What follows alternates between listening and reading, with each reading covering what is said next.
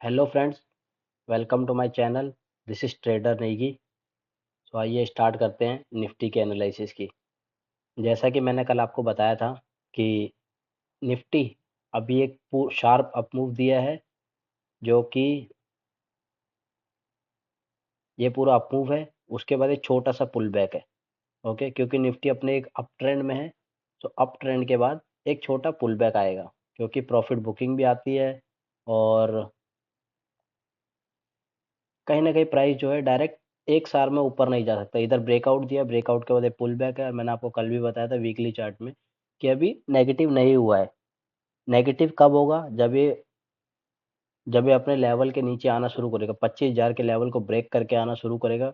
जब ये इस लेवल तक 25,925, 25,950 के लेवल को ब्रेक करके नीचे आने की कोशिश करेगा और एक दो दिन यहाँ पर टाइम पास करेगा, उसके बाद अगर ब्रेक डाउन देगा तो हम उसको मानेंगे कि हाँ ब्रेक डाउन हुआ है। तो निफ्टी 24,600, 24,500 तक आने की कोशिश करेगा नेक्स्ट वीक तक, अगर निफ्टी 25,000 का लेवल ब्रेक डाउन करता है तो।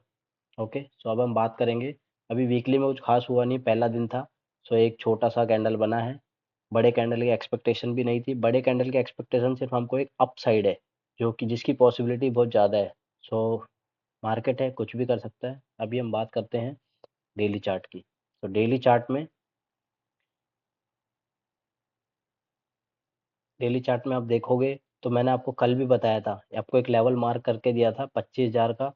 तो निफ्टी ने गैप डाउन ओपन हुआ। गैप डाउन ओपन होने के बाद कल भी बात किया था मैंने कि अगर निफ्टी गैप डाउन ओपन होता है तो अपने 25,000 के लेवल को टच करने की कोशिश करेगा और उधर से फिर एक अप मूव दे सकता है, क्योंकि 25,000 एक साइकोलॉजिकल लेवल है और 25,000 एक राउंड लेवल भी है, बड़ा राउंड लेवल है। 25,000, 25,500, फिर 26,000, ये बड़े राउंड लेवल होते हैं जहाँ पर बड़े लोगों की पोजीशन बनी हुई होती है।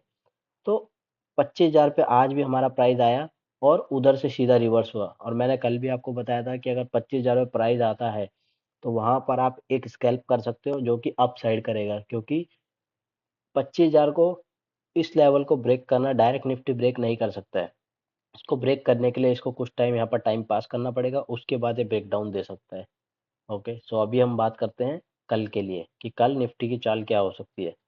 सो डेली टाइम फ्रेम के हिसाब से अगर निफ्टी कल बहुत बड़ा गैप डाउन हो जाता है, मतलब 25,000 से नीचे अगर गैप डाउन हो जाता है, तो हम मानेंगे कि ये एक हल्का सा अप मूव देके 25,000 तक आके फिर उसके बाद ये कंटिन्यू सेलिंग प्रेशर में जा सकता है।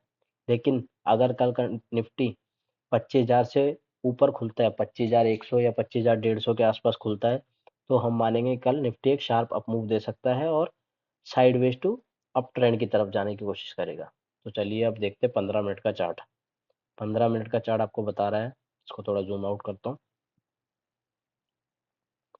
सो 15 मिनट के चार्ट के हिसाब से अगर निफ्टी 25,128, ये मैं लेवल मार्क कर देता हूँ, आप नोट कर लीजिए। ये 25,128 के ऊपर अगर ओपन होता है तो हम मानेंगे कि ये कहीं ना कहीं साइडवेज टू अप ट्रेंड जाने की कोशिश करेगा। 25,128 से लेकर ये 25,063, 25,053, ये इसके बीच में अगर कहीं भी ओपन होएगा तो साइडवेज टू अप ट्रेंड जाने की कोशिश करेगा। ओके, लेकिन अगर निफ्टी कल गैप डाउन ओपन हो जाता है, 24,950, 24,900 के आसपास होता है, तो कहीं ना कहीं ये 25,000 के आसपास को रेजिस्टेंस फेस करके फिर डाउनवर्ड आ सकता है। और लेकिन मार्केट अभी कंटिन्यूस, डेली चार्ट में देखोगे तो कंटिन्यूस अप मूव में, अप मूव के बाद एक, हाँ, एक पोल एंड फ्लैग का पैटर्न एक बना के डेली चार्ट के हिसाब से, डेली चार्ट के अकॉर्डिंग ये एक शार्प अप मूव दिया। अप मूव देने के बाद ये पोल एंड फ्लैग का पैटर्न बनाया। मैंने आपको कल का वीडियो में भी बताया था कि पोल एंड फ्लैग का पैटर्न बना हुआ है। और पोल एंड फ्लैग का पैटर्न बनने के बाद उसको निफ्टी ने जो है एक डाउन साइड का मूव भी दिया, इसका ब्रेक डाउन दिया है। लेकिन नीचे हमारे पास एक बड़ा राउंड लेवल है 25,000 का, जिसको तोड़ना भी बहुत मुश्किल है।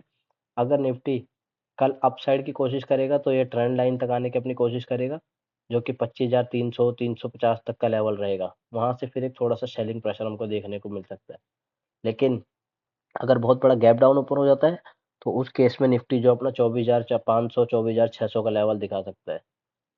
तो अभी हम 15 मिनट के हिसाब से लेवल मार्क करेंगे 25,000, 133 के ऊपर है तो हम बाइंग पोजीशन बनाएंगे, और अगर 25,000 से नीचे 24,950 24,900 के आसपास ओपन होता है तो हम सेलिंग पोजीशन बनाएंगे। और सेलिंग पोजीशन में हमारा टारगेट कल कहाँ तक के लिए हो सकता है, अभी हम इसको जूम आउट करेंगे तो कल का अगर हमारा टारगेट देखेंगे तो ये टारगेट हमारा 24,800 24,820 के आसपास का हो सकता है।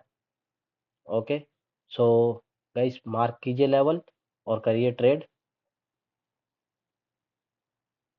और अगर आपको ये एनालिसिस पसंद आ रही हो तो मेरे चैनल को सब्सक्राइब कीजिए, लाइक कीजिए, कमेंट कीजिए और शेयर कीजिए। और अगर कोई डाउट हो तो आप कमेंट बॉक्स में पूछ सकते हैं।